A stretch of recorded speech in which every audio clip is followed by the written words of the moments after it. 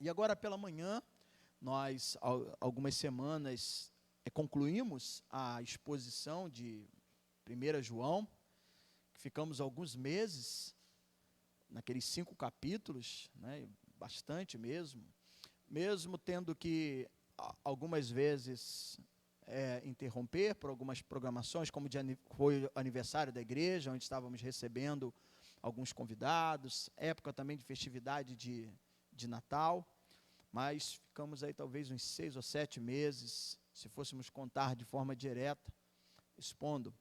E hoje eu quero começar, porque também não vou concluir, embora seja uma carta de um único capítulo.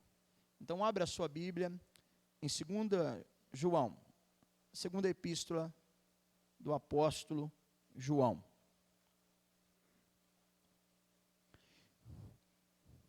Eu vou ler toda a carta, que são 13 versículos.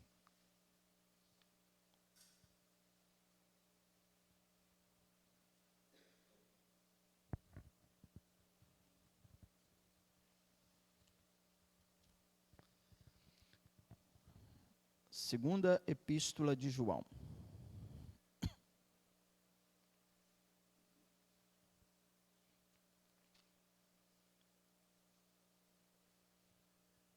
Amém? Lá no finalzinho, né? Os irmãos estavam já familiarizados em abrir 1 João, que é já próximo já de Apocalipse. Agora a gente vai ler aqui 2 João. Diz assim então o texto: o presbítero, a senhora eleita e aos seus filhos, a quem eu amo na verdade, e não somente eu, mas também todos os que conhecem a verdade, por causa da verdade que permanece em nós e conosco estará para sempre. A graça, a misericórdia e a paz da parte de Deus Pai e de Jesus Cristo, o Filho do Pai, serão conosco em verdade e amor. Fiquei sobremodo alegre em ter encontrado dentre os filhos os que andam na verdade, de acordo com o mandamento que recebemos da parte do Pai. E agora, Senhora, peço-te, não como se escrevesse mandamento novo, senão o que tivemos desde o princípio, que nos amemos uns aos outros. E o amor é este, que andemos segundo os seus mandamentos. Este mandamento, como ouviste desde o princípio, é que andeis nesse amor. Porque muitos enganadores têm saído pelo mundo afora, os quais não confessam Jesus Cristo vindo em carne. Assim é o enganador e o anticristo. Acautelai-vos, para não perderdes aquilo que temos realizado com esforço, mas para receberdes completo galardão. Todo aquele que ultrapassa a doutrina de Cristo e nela não permanece, não tem Deus. O que permanece na doutrina, esse tem tanto o Pai como o Filho. Se alguém vem ter convosco e não traz esta doutrina, não o recebais em casa, nem lhes deis as boas-vindas. Porquanto aquele que lhe dá as boas-vindas faz cúmplice das suas obras más. Ainda tinha muitas coisas que vos escrever. Não quis fazê-lo com papel e tinta, pois espero ir ter convosco, e conversaremos de viva voz, para que a nossa alegria seja completa.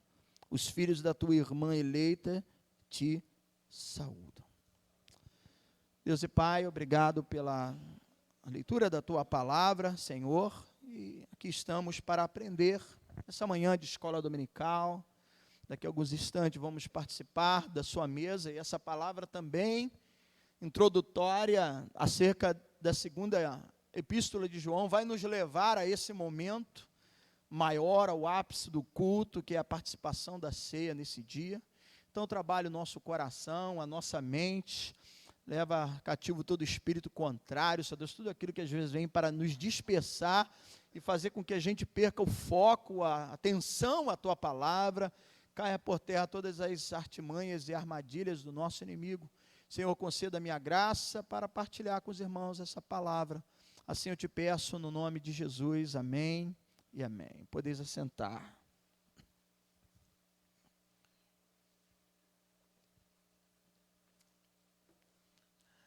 para eu lembrar aqui, quarta-feira tem culto na tua casa, né, Delzélia? Não é isso? Primeira quarta-feira, primeira e terceira quarta-feira, é o projeto Obed-Edom, a arca na sua casa, né? Então, eu olhei aqui, vi a Delzélia, falei, opa, para eu não esquecer de mais um aviso, 19 horas, lá no Monte Moriá, onde foi, né, construído o templo, né? Então coincidiu lá com o primeiro momento do projeto Obed-Edom. Amados irmãos, essa carta que, né, assim, ainda que de forma respeitosa, mas ao comparando, poderia ser até mesmo um bilhete do apóstolo, porque se trata da menor carta do Novo Testamento. Provavelmente ela caberia uma única folha ali de papiro, devido o tamanho, né, dessa carta. Mas nós temos aqui, João sendo bem claro, ele traz um alerta para a igreja acerca da necessidade de viver à luz da verdade. Então, como viver à luz da verdade? É a nossa reflexão desta manhã. E João, mais uma vez, enfatiza o que ele tratou de forma assim, constante na primeira epístola, o que eu costumava dizer aqui como uma escada giratória, onde vira e mexe ele voltava aquele assunto, ele aprofundava, ele chegava e completava, ele trazia um esclarecimento maior.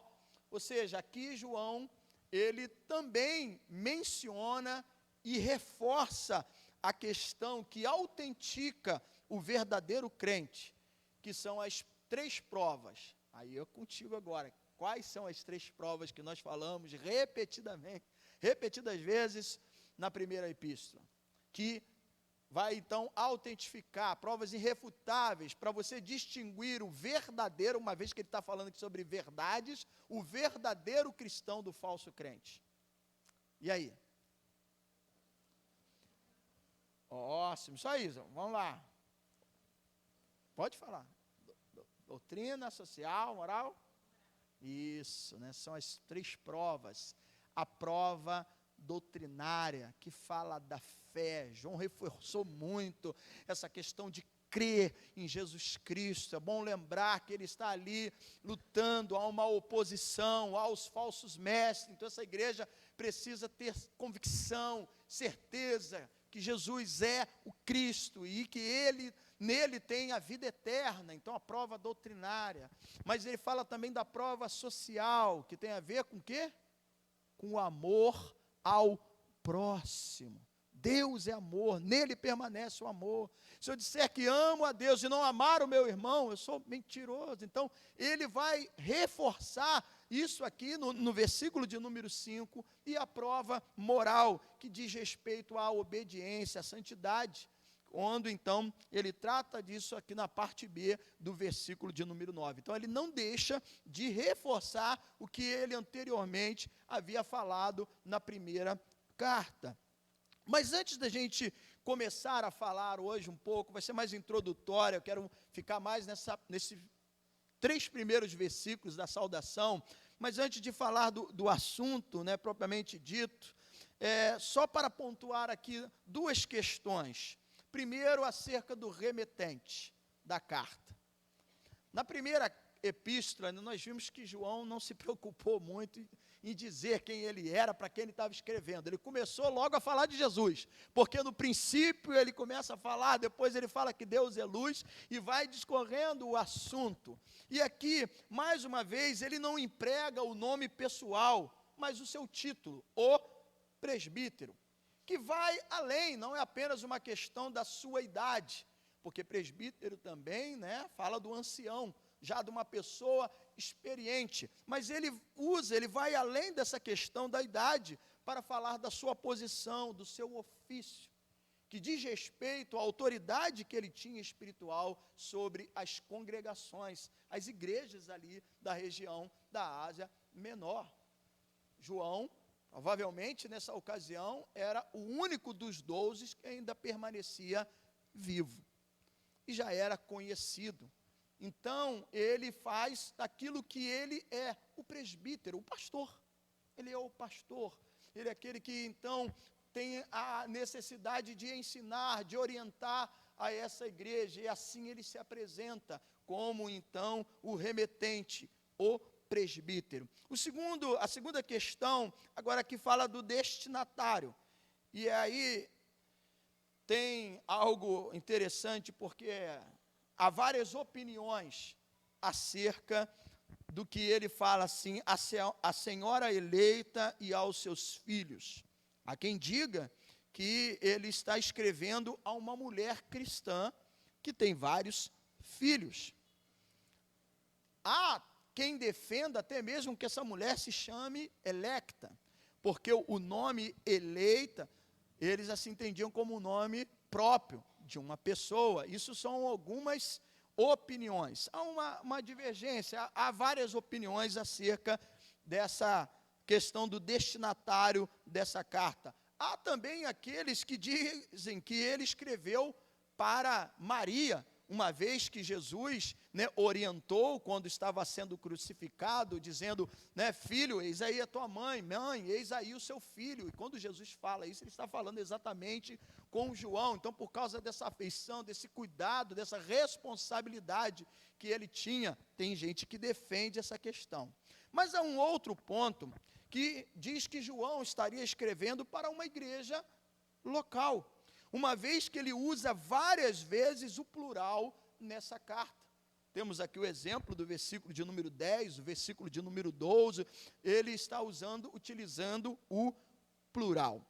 Um outro estudioso da palavra de Deus, John Stott, ele escreveu dizendo, é mais provável que a frase signifique uma personificação e não uma pessoa. Ou seja, que João está escrevendo a uma congregação, a senhora eleita.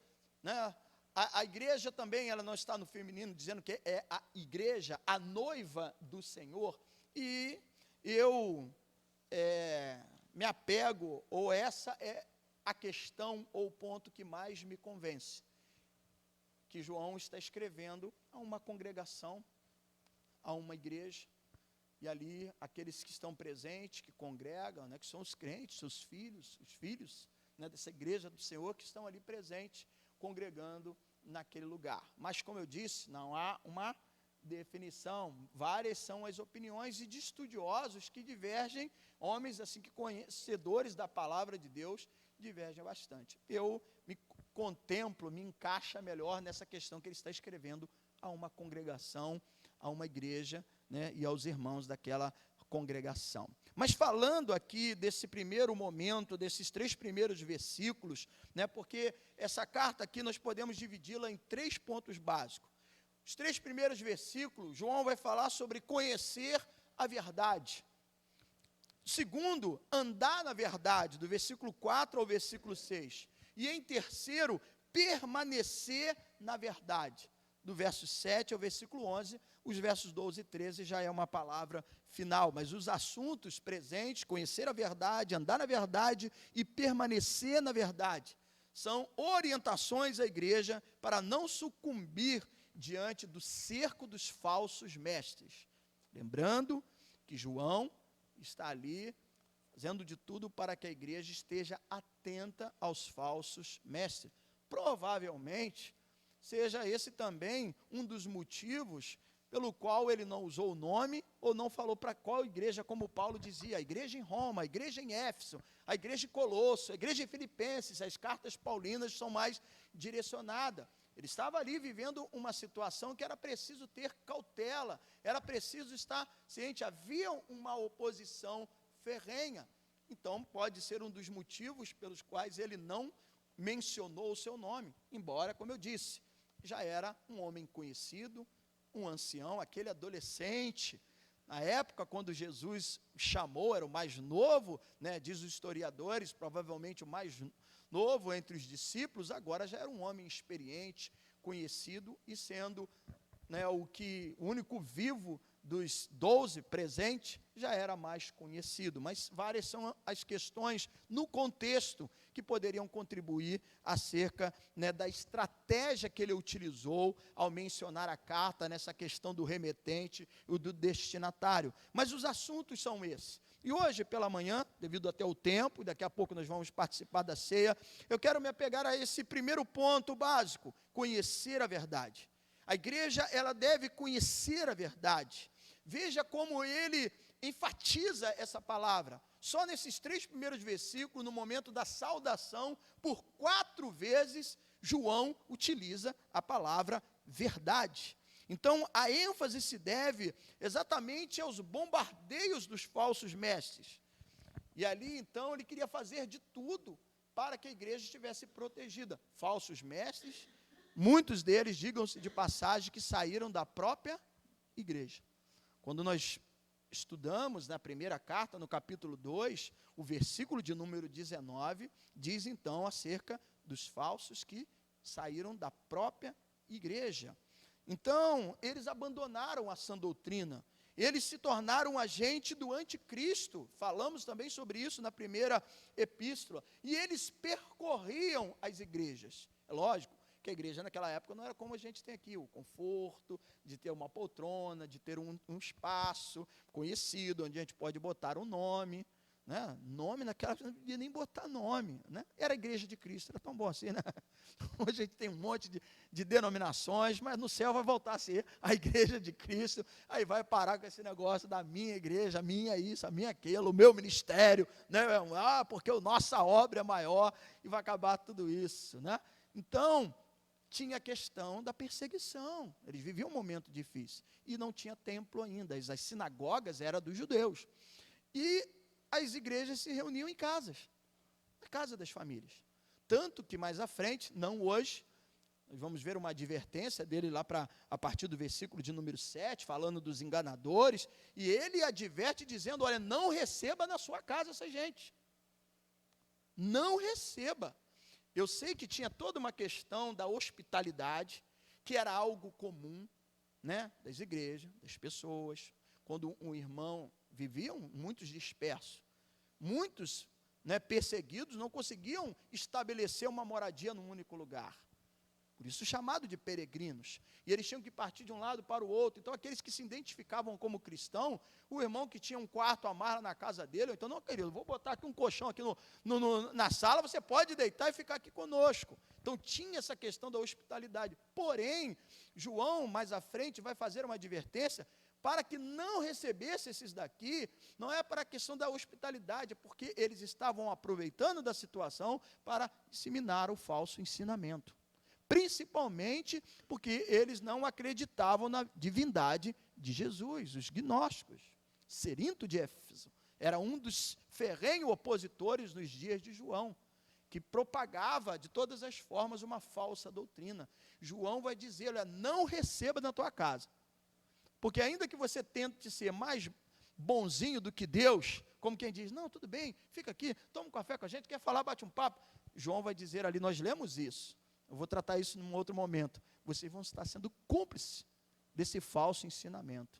Então, amados, dependendo do discurso de quem bate lá na tua porta, ainda que com a Bíblia aberta, e a gente sabe que hoje tem gente que ainda chega na tua casa com a Bíblia aberta, mas não atribuem a Jesus a mesma divindade do que Deus, né? Os TJs são um, por exemplo. Né? Não vão receber, eles estão falando até da Bíblia, estão usando a Bíblia, exatamente disso. Um dos casos, né, no dia de João era diferente, eram outros, mas nós sabemos que os testemunhos de Jeová, eles não atribuem a mesma divindade a Cristo como a Deus, né? E isso é uma heresia, e a gente precisa ter ciência disso. E às vezes a pessoa abre a porta pelo simples fato que ela está com a Bíblia na mão, mas isso não significa que sejam da mesma fé, sejam da mesma comunhão, e a gente precisa estar atento. Isso é um dos exemplos que eu pude citar, né, aqui para os irmãos. João lá na frente vai dizer acerca disso, porque esses homens estavam andando de casa em casa, e principalmente onde eles sabiam que se reuniam lá os crentes, os que seguiam a doutrina da fé, aí eles aproveitavam para, né, disseminar ali o falso ensinamento. Mas que verdade é essa que João está se tratando, está se referindo aqui? A palavra, né, no grego, aletheia, é uma realidade divina. Um outro teólogo, né, chamado Werner de Boer, ele escreveu dizendo que é a realidade do verdadeiro Deus. É aquilo que eu e você lemos aqui quando abrimos o culto em João. Qual foi o capítulo que nós abrimos? João 14. Aí o versículo 6, Jesus está ali se identificando como uma verdade, quando ele diz que ele é o quê? O caminho e a verdade. Então, o que está escrito lá em João 14, 6, ali está Jesus se identificando com a verdade. Que verdade é esta? Jesus é a verdade. João 17, 17, a palavra de Deus é a verdade. O mesmo capítulo de João 14, versículo 16 e 17, quando Jesus está se referindo ao Consolador, ao Espírito Santo, que viria para convencer, ele fala e chama o Espírito Santo do Espírito da verdade, que vai te convencer, vai fazer com que você lembre acerca dessa verdade. Então, é essa verdade que João está falando aqui. E como eu disse, Werner de Boer disse, é a realidade do verdadeiro Deus. Jesus é a verdade, a tua palavra é a verdade, o Espírito Santo é a verdade. E é essa que tem que estar presente em nosso coração. E nós podemos destacar aqui 4 pontos. Primeiro, a verdade ela deve ser conhecida. Como eu vou falar de algo que eu não conheço? Como eu vou amar alguém que não conheço? Se eu falo que eu amo Jesus, eu preciso de conhecer a Jesus. E como que se conhece Jesus? Através do quê? Da tua palavra, do estudo, da leitura. Então nós cantamos um hino aqui, né? Cujo compositor, Cláudio Claro, se inspirou lá em Isaías 53. E quando eu leio as expressões, né, que ele levou a iniquidade, o castigo que traz a paz, né? Fomos sarados pelas suas chagas. Quando eu abro o capítulo 53 de Isaías, eu vou ver ali, então eu me identifico porque eu conheço. Opa, isso daqui é bíblico. Nem tudo que canta no meio evangélico, em meus louvores da igreja, é bíblico. Aliás, tem muita heresia. E se a gente for fazer uma filtragem, a gente vai ter um trabalho sério mesmo, a gente vai quase que não cantar hino nenhum de hoje em dia. Porque tem hinos que que empolga, né? Que empolga. Que até traz assim a musicalidade, né? O ritmo, ele é até bom. Não há problema no ritmo, não há problema nas canções, na música ali, mas a questão é a letra. E a letra, há muita letra que empolga, que muitos dão glória, e não está sabendo nem por que está dando glória. Porque eu sei, quando a gente fala, né, de vitória, aí é lógico, a gente vai glorificar, porque o nosso Deus é um Deus que nos faz mais que vencedores, isso é certo, mas a questão é o restante do que está sendo ali ensinado. Mas isso daí é um outro detalhe, né? Teria que ser aí, né, Wanderson, um workshop, né, um seminário sobre louvor, para falar principalmente com os nossos músicos, quando for escolher os hinos, estar atento a essas questões que é de grande importância, para a gente também não disseminar um falso ensino. Então, eu preciso de conhecer a verdade.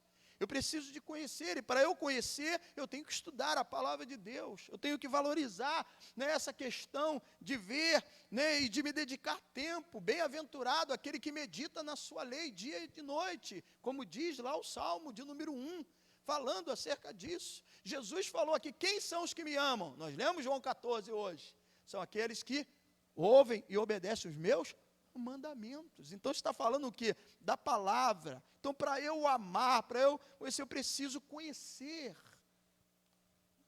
Conheço já a Rosilene há 35 anos. 32 de namoro. E desses 32 de namoro, são 28 namorando casado, né?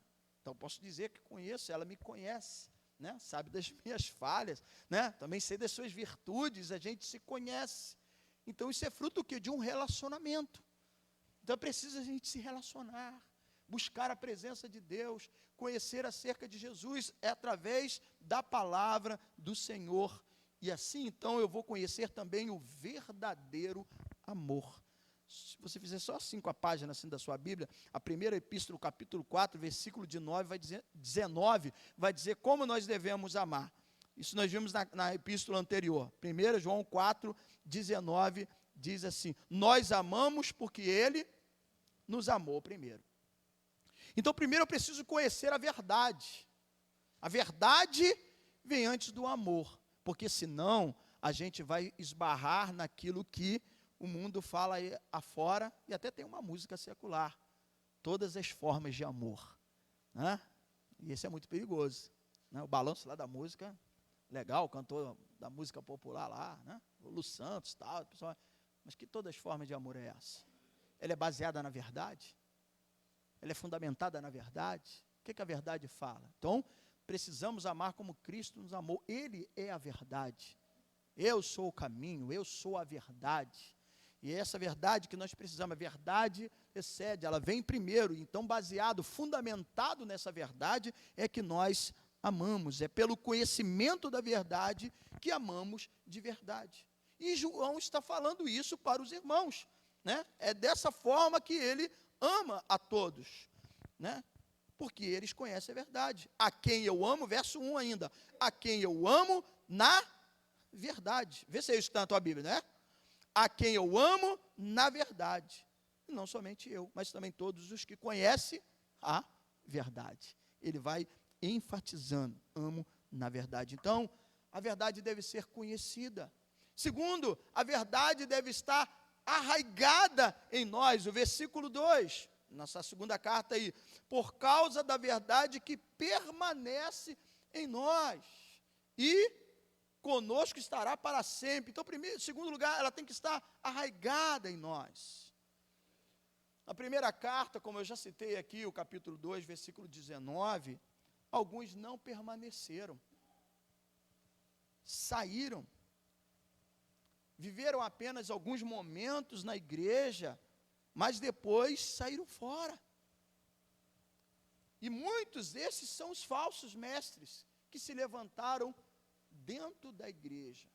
O apóstolo Paulo, numa ocasião, quando ele estava em Mileto, ele convoca os presbíteros, os pastores de Éfeso, né? Presbítero, pastor, ele convoca os presbíteros de Éfeso para ali ter um bate-papo, uma instrução a eles. E dentre vários assuntos que ele vai tratando ali com esses líderes das congregações da igreja, ele vai fazer duas advertências. Deixa aqui marcado e abra em Atos, capítulo de número 20.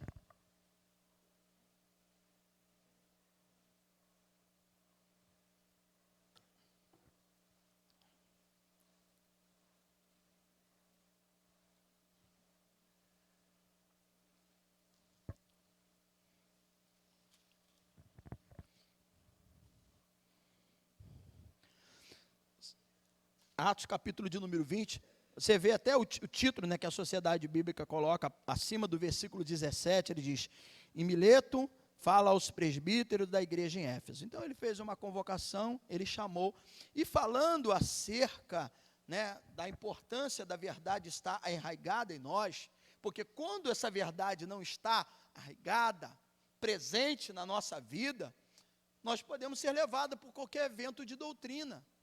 E nós podemos ser, né, avançar ou até ser seguidores desses falsos mestres. E Paulo também tem essa mesma preocupação de João. Ainda que Paulo, ele tinha uma questão mais com os judaizantes, aqueles que se converteram a Cristo, mas ainda traziam as exigências das leis cerimoniais presente. Então, algumas coisas tinham que se circuncidar, alguns alimentos não podiam comer, e colocavam essa pressão, né, muito em cima da lei para os gentios, querendo que eles andassem da mesma forma. E aí Paulo, lá pelo versículo de número 29, ele vai dizer assim, de duas situações. Eu sei que depois da minha partida, lembrando que ele está orientando esses presbíteros, então é como aqui, ó, preste atenção, versículo 29. Eu sei que depois da minha partida, entre vós penetrarão lobos vorazes, que não pouparão o rebanho. Então ele fala aqui de gente que veio de fora. Atos 20, 29. Ele fala daqueles que vão penetrar para destruir a comunhão, o mandamento da igreja. Aí no versículo de número 30 ele diz, e que dentro em vós, ele fala agora do inimigo de dentro. Falou do inimigo de fora e agora o inimigo de dentro. E que dentre vós mesmo se levantarão homens falando coisas pervertidas para arrastar os discípulos atrás deles. Veja, arrastar os discípulos. Quando eu não estou arraigado, preso nessa verdade, qualquer bom comunicador, carismático, de uma rede social, de uma televisão, não estou generalizando, dizendo que todos são assim. Mas um bom, um eloquente, ou aquele que tem uma boa oratória, um bom discurso, que vem, que fala da sua alma, ele está usando o nome de Deus. Ele vai te dilubriar. E daqui a pouquinho você só ouve a mensagem dele. O problema não é você ouvir a bons pregadores na internet, alguns até eu sigo, eu acompanho. Eu gosto de ouvir alguns estudos bíblicos do pastor Hernandes Lopes, o presbiteriano. Eu vejo alguns estudos do Augusto Nicodemos, de outros pastores também, dos pastores da minha denominação. Gosto muito de ouvir o meu bispo pregando e falando por causa do seu conhecimento e tudo. Então não há problema. Mas a questão é que se a verdade não estiver arraigada, presa na minha vida, algumas coisas vai passar por desapercebido. E eu vou estar dando glória, aleluia, maravilha. Vamos lembrar que Jesus, antes de João escrever as cartas, quando João era discípulo, Paulo ainda não era nem convertido ao cristianismo, Jesus disse, surgirão entre vós falsos mestres, realizando até milagre. Gente, até milagre. Então o diabo realiza milagre? Sim. Jesus falou que estariam realizando para enganar, se possível, os eleitos. Foi palavra de Jesus, não é o que o Alain acha. Jesus disse isso, que surgiriam aqueles que iriam até mesmo com grandes feitos. E muitos iam ficar ali maravilhados. Mas o que vai dizer, olha lá, prova doutrinária, é a verdade. A gente precisa ter conhecimento da verdade. A verdade tem que estar presente, é como um antídoto. É o anticorpo do cristão, é ele ter o conhecimento da Bíblia, da palavra. Porque se vier um falso ensinamento, ele vai identificar. Por isso que às vezes, mesmo não sendo um músico, o nosso ouvido está afinado, que você olha ali a letra, essa palavra aí está meio estranha. Esse discurso aí está meio estranho, né? Que negócio é esse que eu vou estar no pedestal e a pessoa vai estar me aplaudindo, que viu minha vergonha, agora vai me exaltar. É muito bonita a canção, no que se diz respeito à harmonia, as pessoas se alegram, o que passa para a prova, né? Então você vai até saber, que é isso, pastor? Lê ela direitinho e você vai ver que tem coisa ali que não tem nada a ver com o evangelho. Então são mensagens triunfalistas e que distorce completamente. A palavra de Deus fala de humildade. A palavra de Deus fala de submissão. E se recebemos alguma coisa, se daqui a pouco vamos participar da mesa, é pela graça. Não há glória nenhuma na minha vida. Não há mérito nenhum em nós. Se oramos e alguém é curado, quem cura é Jeová Rafa, é o Deus da cura. Se falamos da palavra para alguém e a pessoa se rende, Jesus disse que é o Espírito Santo que convence do pecado, da justiça e do juízo. Mas eu preciso falar, porque como ouvirão, se não há, quem pregue, mas a glória não é nossa. Eu fui, eu falei, não, você foi fazer o que Jesus mandou e dê glória a Deus por isso. O mais é dele, a glória é para ele, o louvor é para ele. Não tem estátua, não tem pedestal para nós, irmãos.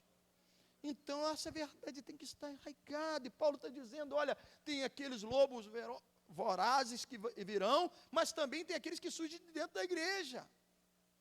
Cuidado.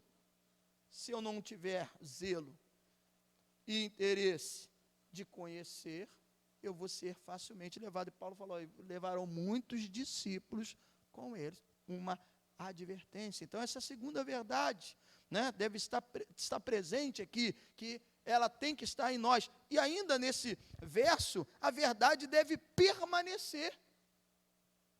Porque ele diz isso aqui, ela deve permanecer conosco e permanecerá. Voltando lá ao nosso texto de origem, né, a nossa exposição de 2 João. por causa da verdade que permanece em nós e conosco estará para sempre. Versículo 2. E conosco estará para sempre. Não basta apenas começar bem, é preciso terminar bem. O que o apóstolo Paulo escreveu ao seu filho na fé, Timóteo, 2 Timóteo 4, 7? Combati. E fez o quê? Não ficou pelo caminho, não? Ele completou a carreira e guardou a fé.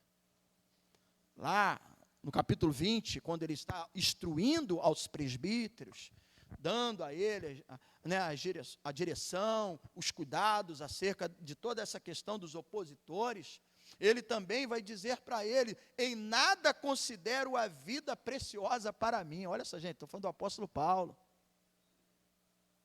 Né, volto novamente a falar, né, daquela questão da pessoa buscar a glória para si. Lá no versículo 24 do capítulo 20, que nós acabamos de ler de Atos, ele diz: em nada eu busco, né, a glória, eu considero a vida preciosa para mim, contudo que eu complete a minha carreira e o ministério que eu recebi para dar testemunho de Jesus Cristo, para falar desse nome, igreja, que está acima de todo o nome. Então a verdade tem que permanecer. Tão importante quanto começar bem, eu costumo dizer isso para os casais, quando eu faço o casamento. Tão importante quanto começar bem é continuar indo bem. E assim também digo, completar a carreira. Tem que ir bem até o final. O apóstolo Paulo disse: eu completei a carreira. Que eu e você, pela graça, pelo amor, pela busca pela verdade, possamos completar essa carreira. Amém, irmãos? Para que então possamos desfrutar daquilo que nós lemos no início do culto, no capítulo 14. A nossa maior vitória, né? Às vezes tem um culto da vitória total. A vitória total está no céu. Porque enquanto nós estivermos aqui, a gente vai ter provação, a gente vai ter luta. Não acaba aqui tudo, amados irmãos. Né? A gente não tem a vitória completa aqui, a vitória completa está no céu. Aí Jesus disse: eu vou preparar lugar, eu vou voltar para buscar. Aí lá não haverá choro, não haverá tristeza, decepção, desilusão, doença, enfermidade. Né? Eu vou estar na glória, né?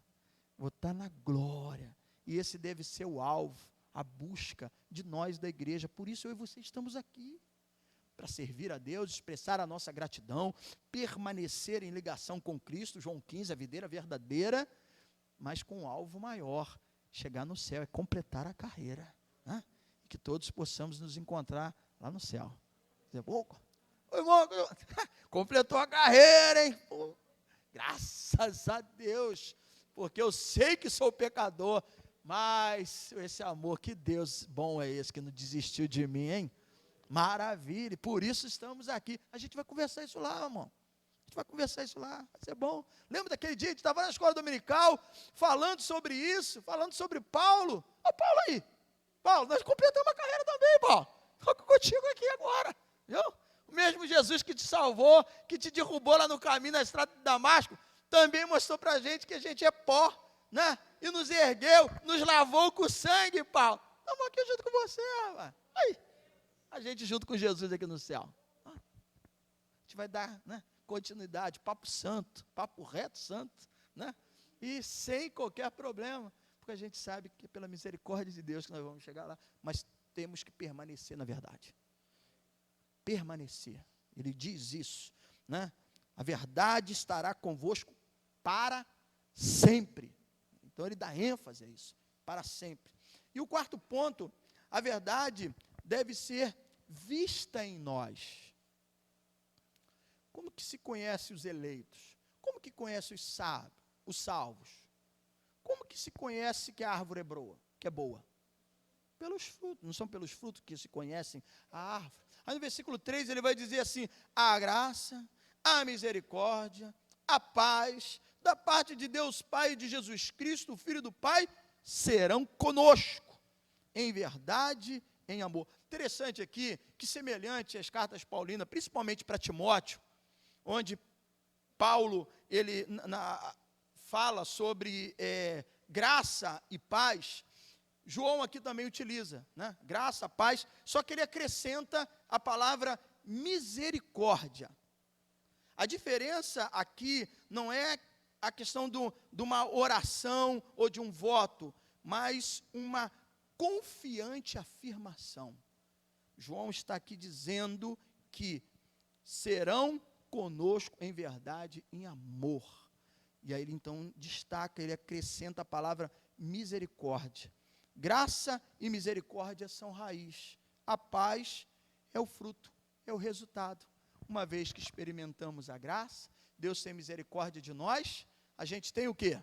Paz. Paz com Deus, paz uns com os outros, paz para participar da ceia, porque Ele nos perdoou. Então, quando nós experimentamos a graça e a misericórdia, nós recebemos a paz. O reverendo Hernando Dias Lopes, ele fala algo interessante acerca, né, da junção desses termos, e eu queria assim passar para os irmãos. Ele diz que a paz, ela indica o caráter da salvação, misericórdia, a nossa necessidade dela.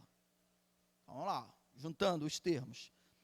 A paz indica o caráter da salvação. Misericórdia, a nossa necessidade dela. A graça, a livre provisão que dela Deus fez em Cristo. Em Cristo.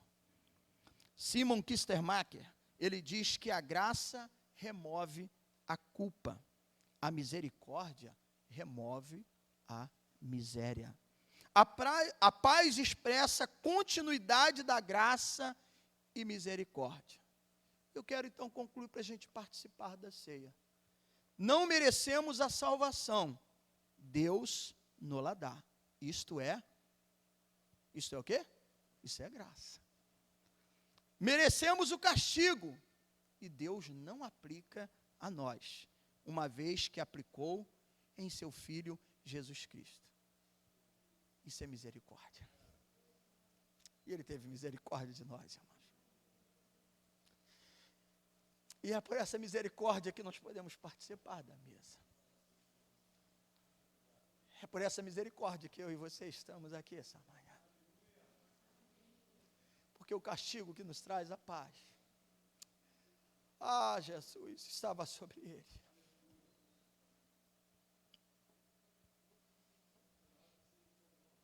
Como nós somos amados. Como nós somos amados. Como?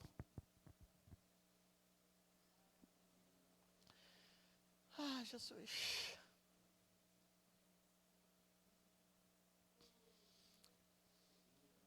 Vamos participar da mesa do Senhor. Porque as misericórdias do Senhor se renovam a cada amanhecer. E como na manhã desse dia, eu e você fomos alcançados por elas. Porque as misericórdias são as causas de não sermos consumidos. Do contrário, eu e você já estávamos destruídos, amados. Nós já pecamos o bastante para aborrecer a Deus e Deus desistir de nós. Mas Ele continua nos amando.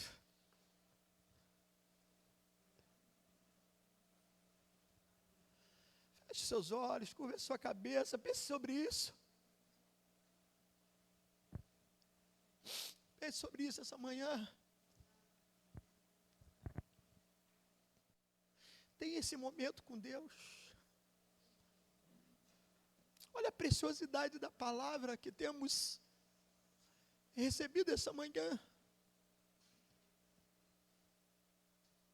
Olha que coisa maravilhosa. Olha o resultado, né, da junção dessas palavras. E ele tinha todo o direito de nos punir, de nos castigar. Mas Ele castigou o seu Filho. Por mim e por você. E teve misericórdia de nós.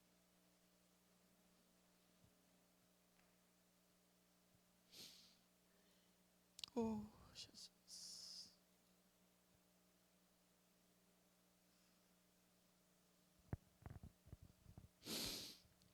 cantará la balabassurica.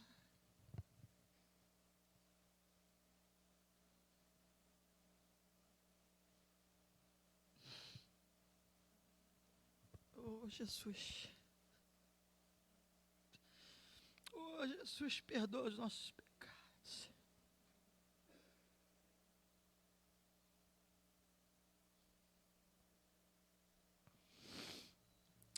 Como Deus falamos ontem na consagração, nem sempre guardamos o nosso coração, e o sábio disse sobre todas as coisas, sobre tudo guardai o vosso coração.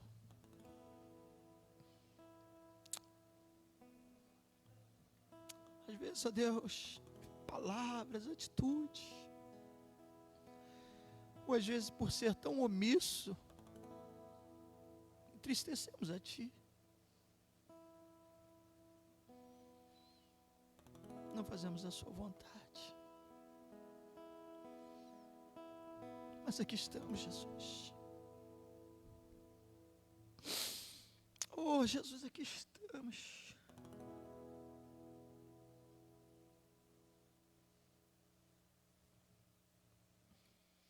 Nós éramos como aquilo que aquela mulher falou para Jesus quando ela foi buscar a libertação da sua filha.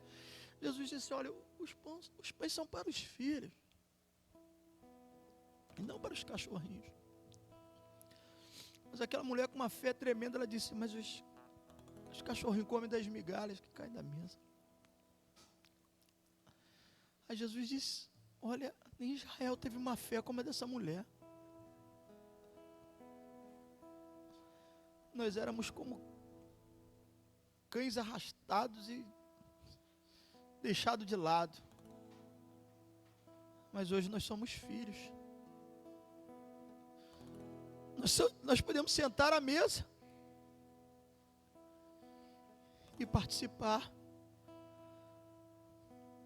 do seu corpo, e beber do seu cálice. Não o cálice amargo que ele bebeu, fel. Quando ali no Getsêmani ele dizia: Pai, se possível afasta de mim, contudo seja feita a sua vontade. Sim, foi feita a vontade de Deus. O seu filho sofreu e foi castigado, e eu e você recebemos a paz. E hoje nós bebemos do cálice que ele então chamou cálice da bênção, derramado em favor de muitos para perdão dos nossos pecados. E por isso nós podemos sentar à mesa, porque o sangue nos purifica de todo e qualquer pecado. Vem cear. Venha, o mestre te chama. Sente a mesa como filho, mas lembre, não foi os seus méritos, foi graça e misericórdia. E por isso nós temos paz para participar. Que Deus continue falando ao nosso coração. Que Deus continue falando à nossa vida. Vire para cá os elementos. Senhor,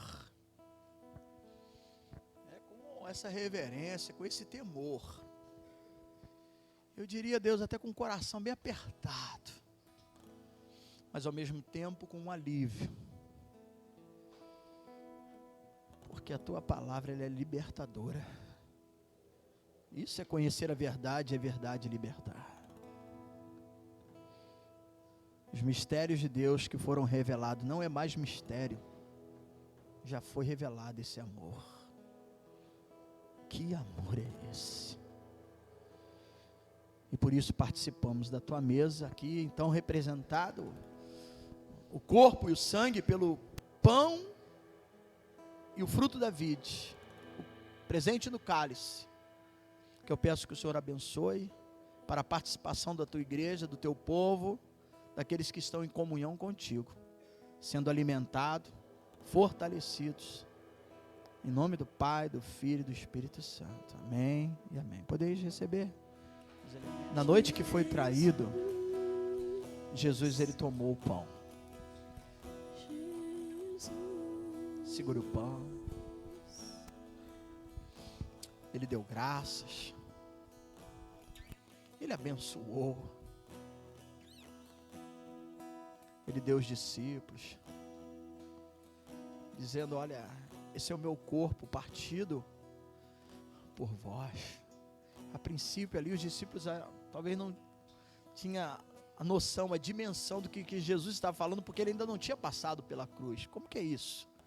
Esse é o meu corpo partido.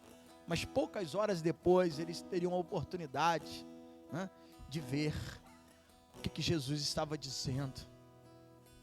Transpassado por uma lança, onde colocaram uma coroa de espinho, arrancaram a sua barba, o seu rosto se tornou uma bola de carne sangrenta. Não havia beleza nem formosura, profetizou Isaías, nada que atraísse, que admirasse. Ali estava exposta a sua nudez, a vergonha. Mas disse: esse é meu corpo partido por vocês, levando as suas iniquidades, os seus pecados, sofrimento.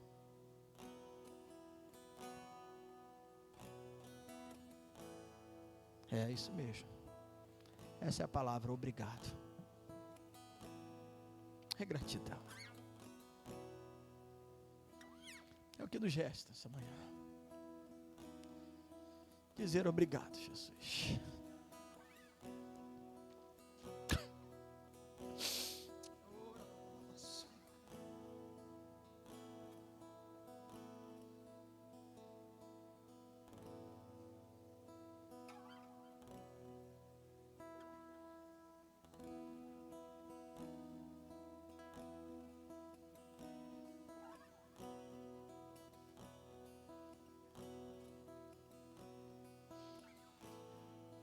Jesus, nós te agradecemos, e que sejamos fortalecidos para permanecer na verdade, enraigados, que ela esteja sempre conosco, e crer no que Paulo escreveu: nada nos separará do amor de Cristo, nada nos separar do amor de Deus em Cristo Jesus. Nele somos fortalecidos. Para o seu fortalecimento essa manhã, igreja do Senhor, eleita de Deus, tomai e comei, em nome do Pai, do Filho e do Espírito Santo. Podeis comer.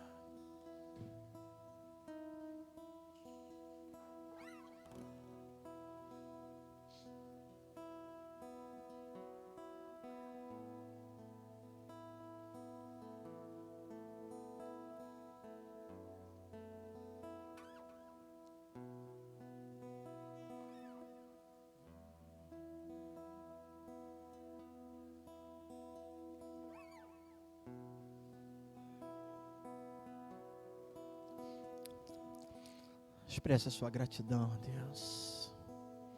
Louve ao Senhor essa manhã. Agradeça. Agradeça.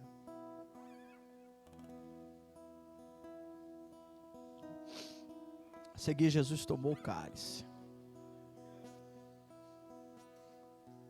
tendo dado graças,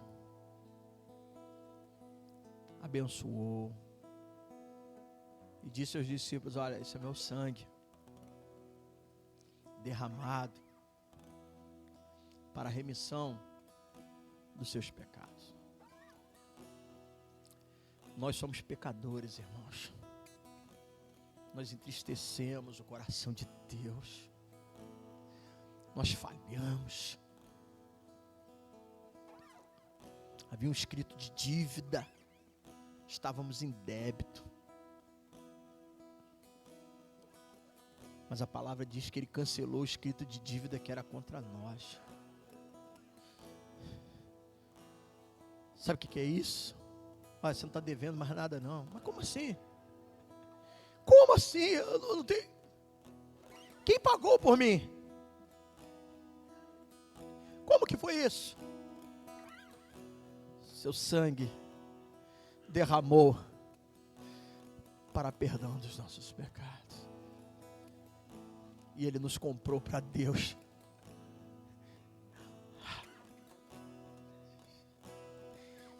Oh, Jesus, que bênção. Ó, você é a pessoa que pode dizer com propriedade a importância de hoje você segurar esse cálice. Então você vai dizer com as suas palavras a Jesus neste momento qual a importância do seu sangue derramado em sua vida. Faz isso. Faz isso. Erga o seu cálice, Senhor. Começa a falar com Jesus. Você não disse que tu és o alfa, o ômega, o princípio, o fim, tudo para mim? Então erga o teu cálice e fala com Ele. Fala com Ele. Agradeça. Faça a sua oração, depois eu concluo para a gente participar e beber junto.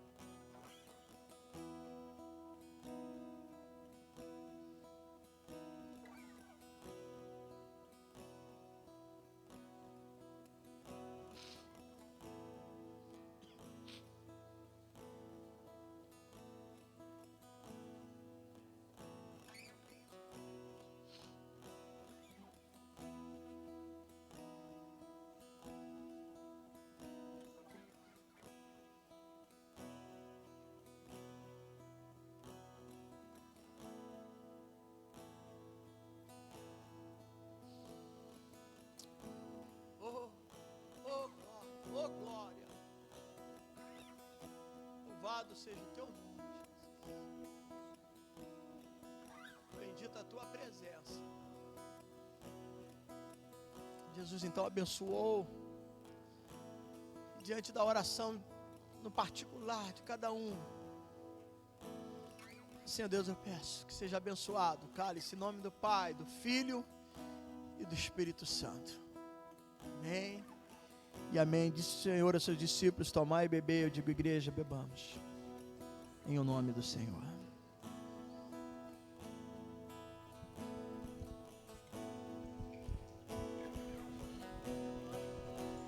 Eis o alfa e ômega, início e o fim.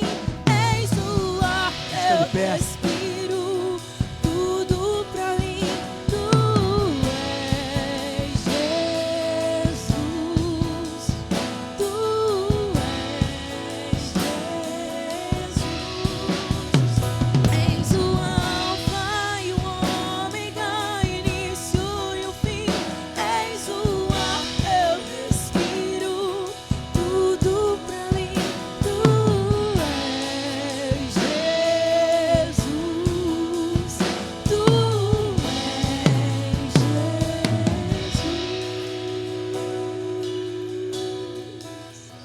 Jesus. Aleluia.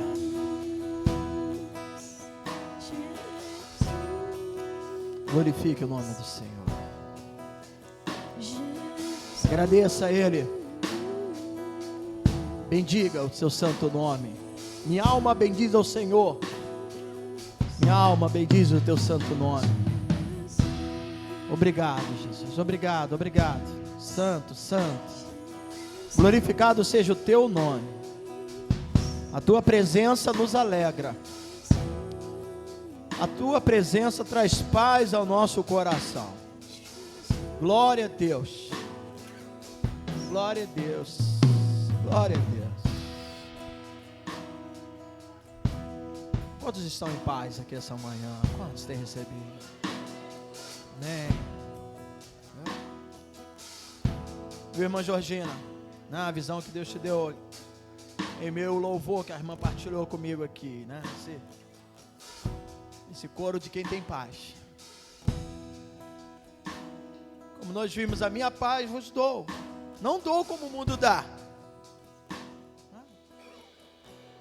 Glória a Deus.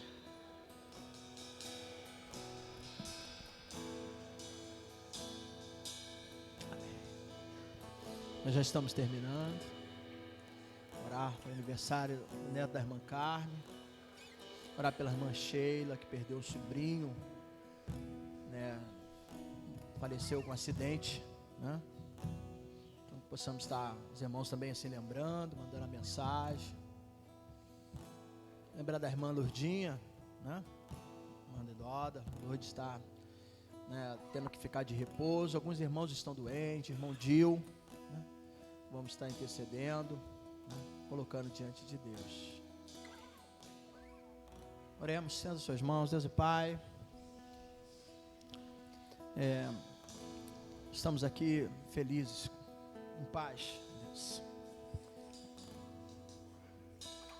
Mas a nossa missão de intercessor, de quem se coloca na brecha do outro, ela precisa continuar, para que também os nomes aqui mencionados, seja como expressão de gratidão pelo aniversário, seja por aqueles que estão internados, hospitalizados, ou até mesmo em casa, passando por um momento difícil, Senhor, visita com a Tua graça, com a Tua misericórdia, Senhor Deus, cada nome, cada situação, as pessoas escritas nesse caderno de oração, também, ó Deus, os nomes no papel aqui, ó Pai, representando famílias, várias situações, e que o Senhor, na Tua misericórdia e graça, traga cura, liberte, transforma, traga o consolo ao coração da irmã Sheila, Senhor Deus, e a sua família, os seus parentes pela perda inesperada, ó Deus, diante de uma fatalidade. Senhor, tenha misericórdia e traga paz e consolo através do Teu Espírito Santo. Nós assim oramos e entregamos em Suas mãos esses pedidos, ó Deus, mãe, irmãos, filhos, sobrinhos, ó Deus, amigas, como aqui Bárbara mencionou, ó Deus, nós temos essa ligação direta contigo através da oração, e por muita eficácia até a oração do justo, por isso nós oramos, por isso nós pedimos a Sua misericórdia, a Sua graça sobre cada uma dessas vidas, no nome de Jesus, que o Senhor, ó Pai, que é poderoso para fazer infinitamente mais de tudo que pedimos e pensamos, assim abençoe pela Tua misericórdia essas pessoas. Pai amado, muito obrigado por essa manhã. Muito obrigado. Que aqueles que estão nas suas casas vão ouvir essa mensagem. Que essa graça alcance também a cada um deles. Continue presente neste lugar. Logo mais, ó Deus, estaremos falando de um coração diferente, presente entre nós. Que, ó Deus, a igreja também receba o impacto da Tua presença, porque a Tua presença realmente nos alegra, diante de tudo aquilo que o Senhor nos proporcionou aqui essa manhã, e nos revelou essa manhã, e nos trouxe, ó Pai, através da Tua palavra e da confirmação dos irmãos. Agradecemos e pedimos, leva-nos debaixo das Suas santas e poderosas mãos. Que a graça do nosso Senhor Jesus Cristo, esse amor, que amor é esse, igreja? Esse amor e a consolação do Espírito Santo seja sobre todos. Amém e amém. Tenha um bom dia. Vá em paz. Que Deus te abençoe rica e abundantemente. Se puder, venha logo mais.